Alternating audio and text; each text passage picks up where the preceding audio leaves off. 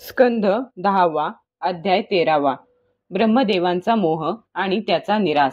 श्रीशुक म्हणतात, परीक्षिता, तू फार भाग्यवान आहेस.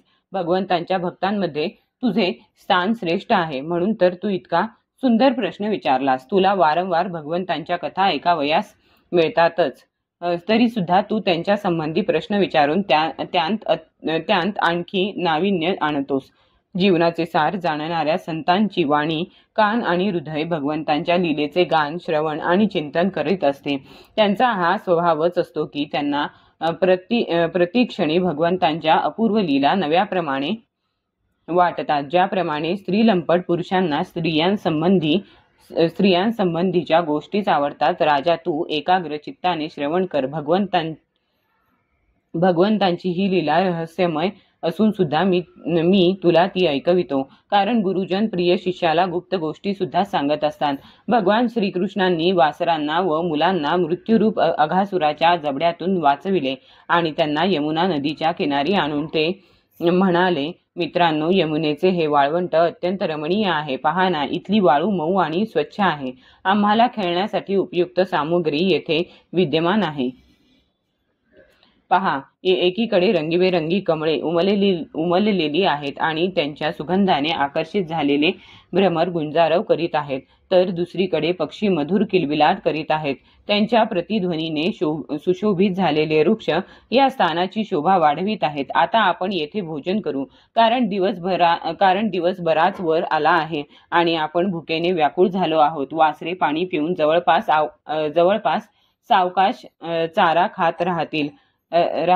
ठीक आहे, असे म्हणून मुलांनी वासरांना थांबवून पाणी पाजून हिरव्यागार गवतावर सोडून दिले आणि आपापल्या शिदोऱ्या उघडून भगवंतांच्या बरोबर मोठ्या आनंदाने ते जेवू लागले. गवळ्यांच्या मुलांची श्रीकृष्णाच्या चारी बाजूंनी पुष्कळ अशा गोलाकार पंक्ती बनविल्या आणि ते श्रीकृष्णांकडे तोंडे करून बसले. यावेळी सर्वांच्या डोळ्यांतून आनंद ओसंडत होता.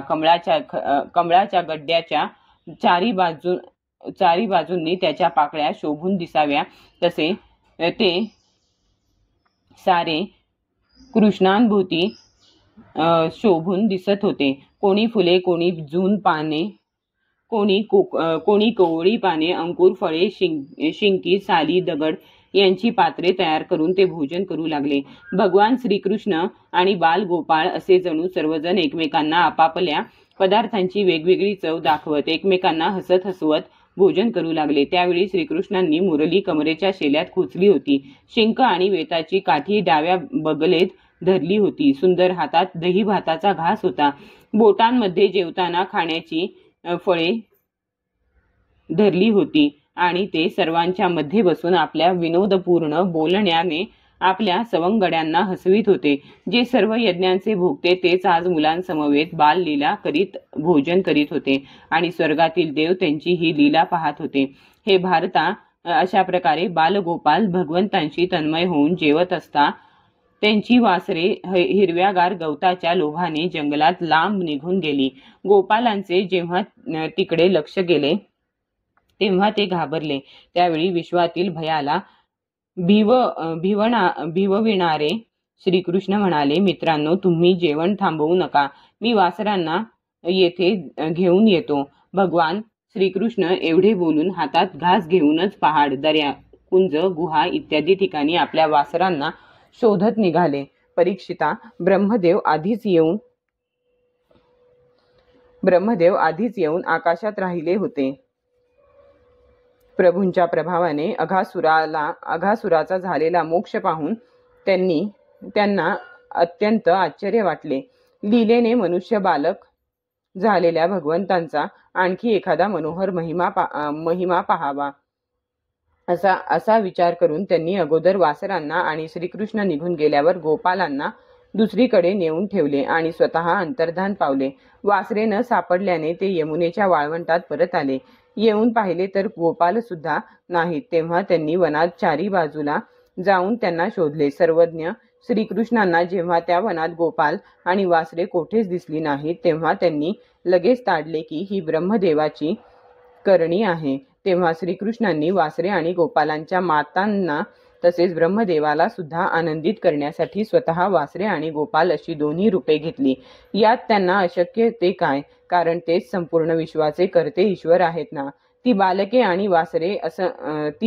आणि वासरे संख्येने जितकी होती, जेवढी लहान त्यांची शरीरे होती, त्यांचे हात पाय जसजसे होते, त्यांच्याजवळ जितक्या आणि जशा छड्या, शिंगे, बासऱ्या, पाने आणि शिंकी होती, जसे आणि जितके वस्त्रालंकार होते, त्यांचे स्वभाव, गुण, नावे, रूपे आणि वय जसजसे होते, ज्याप्रमाणे ते खाणे-पिणे इत्यादी व्यवहार करीत अगदी नेमके तसेच आणि तितक्याच रूपांमध्ये सर्व स्वरूप अजन्मा भगवान श्रीकृष्ण प्रगट झाले. त्यावेळी हे संपूर्ण जग विष्णू रूप आहे ही वेदवाणी सार्थ झाली. सर्वात्मा भगवान स्वतःच वासरे आणि श्रीगोपाल झाले. आत्मस्वरूप वासरांना आत्मस्वरूप गोपाळांनी वेढून आपल्याबरोबर आपणच अनेक प्रकारचे खेळ खेळत त्यांनी वज्रामध्ये प्रवेश केला. राजा ज्या गोपाळांची जी वासरे होती त्यांना त्याच गोपाळांच्या रूपाने स्वतंत्रपणे घेऊन जाऊन त्यांच्या गोठ्यांत बांधले आणि ते त्या बालकांच्या रूपाने त्यांच्या घरात गेले. बासरीची तान ऐकताच मुलांच्या माता लगेच धावून आल्या. गोपाळ बनलेल्या परब्रह्म श्रीकृष्णांना त्यांनी आपली मुले समजून हातांनी उचलून घेऊन हृदयाशी घट्ट धरले आणि प्रेमामुळे स्तनातून पाझरणारे अमृतासारखे दूध त्यांना पाजू लागल्या. परीक्षिता, अशा प्रकारे दररोज संध्याकाळच्या वेळी श्रीकृष्ण त्या गोपाळांच्या रूपांत वनातून परत येत आणि आपल्या बालसुलभ लीलांनी मातांना आनंदित करीत. त्या माता त्यांना उटणे लावीत, नाहू घालीत, चंदनाचा लेप लावीत आणि चांगल्या वस्त्रांनी तसेच अलंकारांनी सजवीत. नजर लागू नये म्हणून काजळाची तीट लावीत आणि जेवू घालीत. अशा रीतीने त्यांचे लालन पालन करीत. गायी सुद्धा धावत धावत गोठ्यांत येत आणि त्यांचे हंबरणे ऐकून त्यांची वासरेही धावत त्यांच्याकडे जात. तेव्हा त्या वारंवार त्यांना जिभेने चाटून प्रेमामुळे संडातून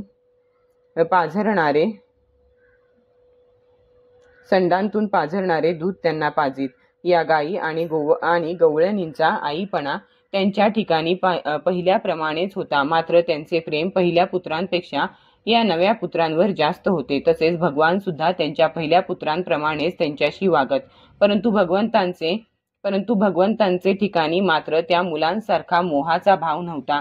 आपापल्या मुलांबद्दलचे व्रजवासियांचे प्रेम वर्षभरात दिवसेंदिवस हळूहळू वाढतच गेले. एवढेच नव्हे तर श्रीकृष्णांबद्दल त्यांना जसे असीम प्रेम वाटत होते, तसेच त्यांना आपल्या या बालकांबद्दलही पूर्वीपेक्षा जास्त प्रेम वाटू लागले. अशा प्रकारे सर्वात्मा श्रीकृष्ण स्वतः गोपाळ असून शिवाय वासरे आणि इतर गोपाळ बनून स्वतःचे पालन करीत 1 वर्षपर्यंत वनांत आणि गवळवाड्यांत क्रीडा करीत राहिले. जेव्हा 1 वर्ष पूर्ण होण्यास 5-6 दिवस शिल्लक होते, तेव्हा एके दिवशी श्रीकृष्ण बलरामांसह वासरे चारीत वनात गेले. त्यावेळी गोवर्धन पर्वताच्या माथ्यावर गायी चरत होत्या. तेथून त्यांनी वज्राजवळच खूप लांब गवत खात असलेल्या आपल्या वासरांना पाहिले. वासरांना पाहताच गायींचे वात्सल्य उफाळून आले. त्यांचे भान हरपले आणि गुराख्यांच्या अडविण्याची पर्वा न करता ज्या वाटेने जाणे कठीण होते, त्या वाटेनेही हंबरत जणू 2च पाय असल्यासारख्या त्या अतिशय वेगाने पळत सुटल्या. त्यावेळी त्यांच्या संडांतून दुधाच्या धारा वाहत होत्या. माना वशिंडाकडे वळवून व शेपट्या आणि तोंडे वर करून त्या धावू लागल्या. ज्या गायींना आणखी वासरे झाली होती, त्या सुद्धा गोवर्धनाच्या पायथ्याशी आपल्या अगोदरच्या वासरांकडे धावत आल्या आणि त्यांना ममतेने आपोआप वाहणारे दूध पाजू लागल्या. त्यावेळी त्या आपल्या वासरांचे एक एक अंग असे कौतुकाने चाटीत होत्या की जणू आता त्यांना गिळून टाकतात की काय. गोपांनी त्यांना अडविण्याचा पुष्कळ प्रयत्न केला, पण ते सर्व प्रयत्न व्यर्थ गेले. आपल्या अयशस्वी होण्याची त्यांना थोडीशी लाज वाटली आणि गायींचा अतिशय राग आला. जेव्हा ते अतिशय कष्टाने त्या दुर्गम वाटेने त्या ठिकाणी पोहोचले तेव्हा त्यांनी वासरांसमवेत मुलांनाही पाहिले. आपल्या मुलांना पाहताच त्यांचे हृदय प्रेमरसाने उचंबळून आले. प्रेमाचा पूर येताच क्रोध न जाणो कुठच्या कुठे पळून गेला. त्यांनी आपापल्या मुलांना उचलून घेऊन हृदयाशी कवटाळले आणि त्यांच्या मस्तकाचे अवघ्राण करून ते अत्यंत आनंदित झाले. आपल्या मुलांना आलिंगन दिल्याने वृद्ध गोपांना अतिशय आनंद झाला. नंतर मोठ्या कष्टाने त्यांना सोडून तेथून ते हळूहळू निघून गेले. गेल्यानंतर सुद्धा त्यांची आठवण होऊन त्यांच्या डोळ्यांतून आनंदाचे अश्रू वाहत राहिले. ज्यांनी आईचे दूध पिणे सोडले होते त्या बालकांवर सुद्धा गायी आणि गवळणींची क्षणोक्षणी वाढणारे प्रेम आणि उत्कंठा पाहून बलराम विचारात पडले, कारण त्यांना त्याचे कारण माहीत नव्हते. हे काय आश्चर्य आहे! वज्रवासी यांचे आणि माझे सर्वात्मा श्रीकृष्णांवर जसे विलक्षण प्रेम आहे तसेच ही बालके आणि वासरे यांच्यावरही वाढत चालले आहे. ही कोणती माया आहे, कुठून आली? ही एखाद्या देवतेची, मनुष्याची की असुराची आहे? नाही, हे शक्य नाही. ही तर माझ्या प्रभूचीच माया आहे, कारण मला मोहित करू शकेल असे अन्य कोणाच्याही मायेमध्ये सामर्थ्य नाही. असा विचार करून बलरामांनी ज्ञानदृष्टीने पाहिले तेव्हा त्यांच्या लक्षात आले की ही सर्व वासरे आणि गोपाळ म्हणजे श्रीकृष्णच आहेत. तेव्हा ते श्रीकृष्णांना म्हणाले, भगवन, हे गोपाळ देव नाहीत आणि वासरे ऋषी नाहीत.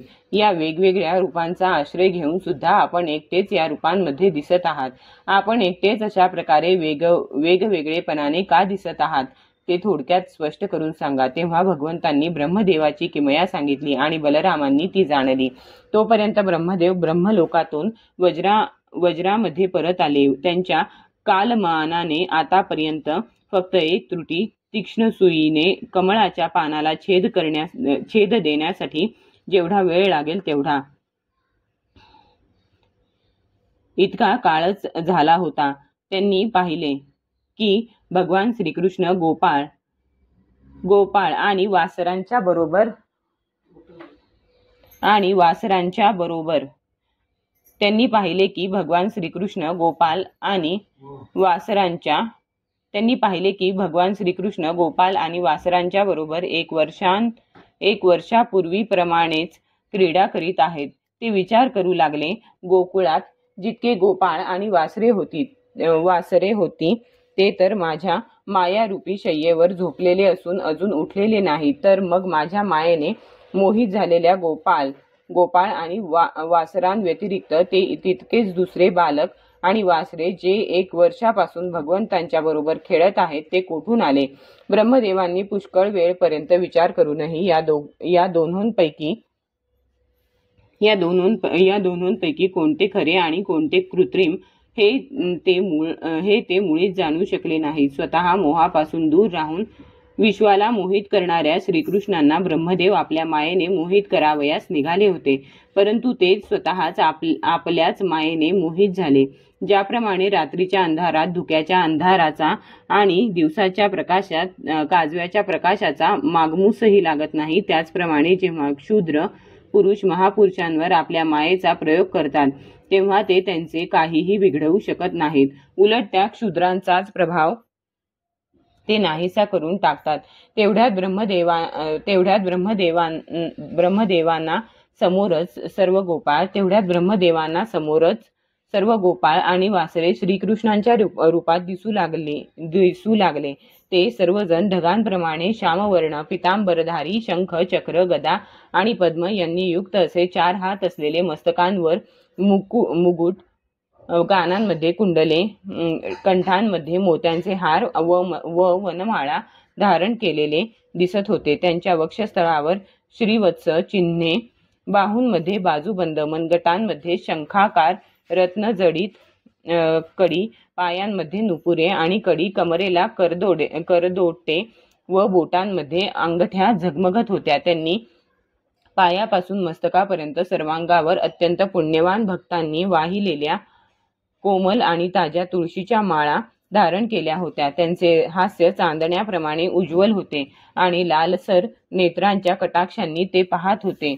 असे वाटत होते की जणू काही या दोहोंच्या द्वारा सत्वगुण आणि रजोगुणाचा स्वीकार करून भक्तजनांच्या मनात इच्छा निर्माण करून त्या ते पूर्ण करीत आहेत. स्वतःपासून ते गवताच्या काडीपर्यंत सर्व चराचर जीव मूर्तिमंत होऊन नाचत गात अनेक प्रकारच्या पूजा सामग्रीने भगवंतांच्या त्या वेगवेगळ्या सर्व रूपांची उपासना करीत आहेत.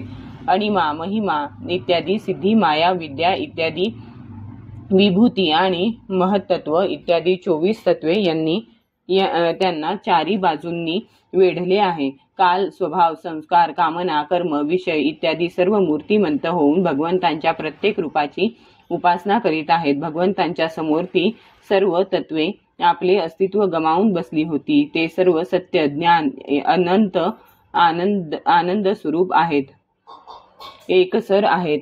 तसेच तत्वज्ञानांची सुद्धा दृष्टी त्यांच्या अनंत महिम्याला स्पर्शही करू शकत नाही. अशा प्रकारे ब्रह्मदेवांनी एकाच वेळी पाहिले की ज्यांच्या प्रकाशाने हे सर्व चराचर जग प्रकाशित होत आहे त्या परब्रह्मस्वरूप श्रीकृष्णांचीच ही रूपे आहेत. हे अत्यंत आश्चर्यमय दृश्य पाहून ब्रह्मदेव चकित झाले. त्यांची 11ही इंद्रिये भान विसरली. भगवंतांच्या तेजापुढे ते मौन झाले. जणू काही वज्राच्या देवतेजवळ एखादी बाहुली उभी असावी, ज्यांचे स्वरूप जाणणे तर्काच्या पलीकडचे आहे, ज्यांचा महिमा असाधारण आहे, जे स्वयंप्रकाश आनंद स्वरूप आणि मायेच्या पलीकडील आहेत. वेदांत सुद्धा ज्यांचे साक्षात वर्णन करण्यास असमर्थ असल्यामुळे त्यांच्यापेक्षा वेगळ्याचा निषेध करून आनंद स्वरूप ब्रह्माचे तो काहीसे दिग्दर्शन करतो. त्या भगवंतांचे दिव्य स्वरूप पाहून सरस्वतीपती ब्रह्मदेव हे काय आहे हे न कळल्याने दिडमूड झाले व त्यांच्या रूपांना पाहण्यासही असमर्थ ठरले. हे जाणून श्रीकृष्णांनी लगेच आपल्या मायेचा पडदा हटविला. यामुळे ब्रह्मदेवांना ब्रह्मज्ञान झाले. ते जणू मरून पुन्हा जिवंत झाले.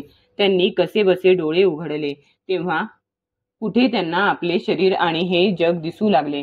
नंतर जेव्हा ते चहूकडे पाहू लागले तेव्हा त्यांना आधी दिशा आणि नंतर लगेच समोर असलेले सर्वांना सारखेच प्रिय व जीवांना जीवन देणाऱ्या वनराईने व्यापलेले वृंदावन दिसू लागले. तेथे श्रीकृष्णांचा वास असल्यामुळे क्रोध, लोभ इत्यादी दोष तेथून पळून गेले आहेत आणि तेथे स्वभावातच परस्परांविषयी हाडवैर असणारी माणसे आणि पशुपक्षी सुद्धा मित्रांप्रमाणे मिळून मिसळून राहत आहेत. वृंदावन पाहताना ब्रह्मदेवांना दिसले की अद्वितीय परब्रह्म गोपवंशातील बालकाप्रमाणे अभिनय करीत आहे. एक असूनही त्यांना मित्र आहेत, अनंत असूनही ते इकडे तिकडे फिरत आहेत आणि त्यांचे ज्ञान अगाध असूनही ते हातात घास घेऊन एकटेच पूर्वीप्रमाणेच आपल्या मित्रांना आणि वासरांना शोधित आहेत. भगवंतांना पाहताच ब्रह्मदेवांनी आपल्या वाहनावरून घाईघाईने उतरून सोन्याप्रमाणे चमकणाऱ्या आपल्या शरीराने जमिनीवर दंडवत घातले. त्यांनी आपल्या चारही मुकुटांच्या अग्रभागाने भगवंतांच्या चरणकमलांना स्पर्श करून नमस्कार केला आणि पवित्र आनंदाश्रूंनी त्यांना न्हाऊ घातले. श्रीकृष्णांच्या नुकत्याच पाहिलेल्या महिम्याचे वारंवार स्मरण करीत ते त्यांच्या चरणांवर लोटांगण घालीत आणि पुन्हा पुन्हा उठून पुन्हा लोटांगण घालीत. अशा प्रकारे पुष्कळ वेळपर्यंत ते भगवंतांच्या चरणांवरच पडून राहिले. नंतर हळूहळू ते उठले आणि त्यांनी डोळ्यांतील अश्रू पुसले. भगवंतांना पाहून ते नतमस्तक झाले. ते थरथर कापू लागले. नंतर दोन्ही हात जोडून अत्यंत नम्रतेने आणि एकाग्रतेने सद्गदित वाणीने ते भगवंतांची स्तुती करू लागले. अध्याय 13 समाप्त.